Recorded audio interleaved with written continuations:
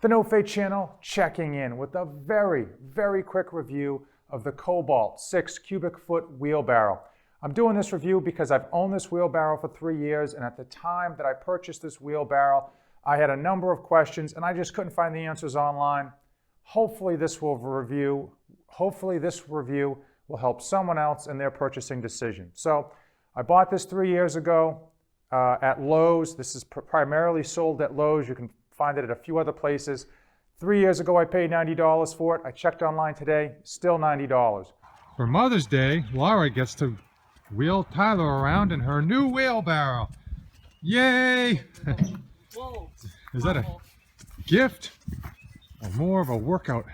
The number one reason I went with this wheelbarrow over all of the others that they have at Lowe's and Home Depot for that matter is the wheel. This is a solid rubber wheel. It does not need to be inflated or deflated. My previous wheelbarrow had a number of wheel issues where it would come off the rim because it would deflate and needed to be reinflated, but that inflation didn't last long. So that was a primary problem in my previous wheelbarrow, and that's one of the reasons and the primary reason I went with this one. The second reason I went with this Cobalt over other wheelbarrows are the metal handles. That makes this wheelbarrow slightly lighter than other wooden handled wheelbarrows, and I thought that the metal handles would not splinter and crack like a wood handles would over time. Now these handles are rubberized, okay, so they have very nice rubber grips. One main question I had that I could not find the answer to at the time was if these rubber handles were going to rot off if they were left out in the New England weather over the winter and summer months. Even though brand new, they're nice, they're comfortable, they're easy to use.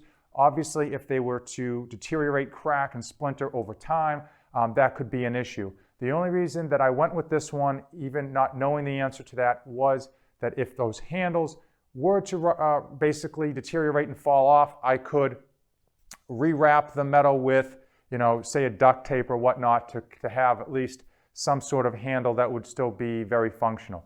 I will say the handles have held up extremely well. It has been 3 years out in the elements, both summer, winter, spring, fall months here up in New England, and there's no signs or no clear signs that they have cracked or splintered or are going to at any point in the future simply fall off or deteriorate. One of the big drawbacks to this wheelbarrow, and one of the reasons that I was really on the fence about getting this wheelbarrow, was the metal basin. I really wanted a plastic basin because not only is the plastic slightly lighter, it won't rust over time. Obviously, anything that is metal is going to rust eventually. I will say I have been very impressed with how little rust this shows. Don't know if this is going to show up on camera, but there's almost no rust inside the basin of this wheelbarrow and along the edges.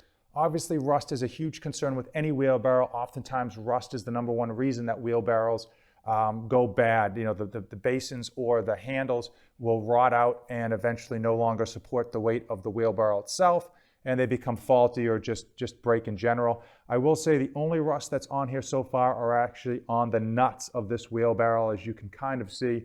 I'll put my finger here, right there, and then obviously the ones on the other side. And that's not really a major concern because if the bolts themselves should go bad, I could always replace those very easily. Overall, over the past 3 years, I've been extremely happy with my Cobalt 6 cubic foot wheelbarrow. I would recommend it to others at $90. It was a very good price point and it has held up extremely well. Hopefully this has helped you. If you came this far in the video, if you found this video informative, hey, give it a like and hit that subscribe button. This channel is dedicated to helping you dads. And as usual, thanks for watching, and don't save anything for the trip back.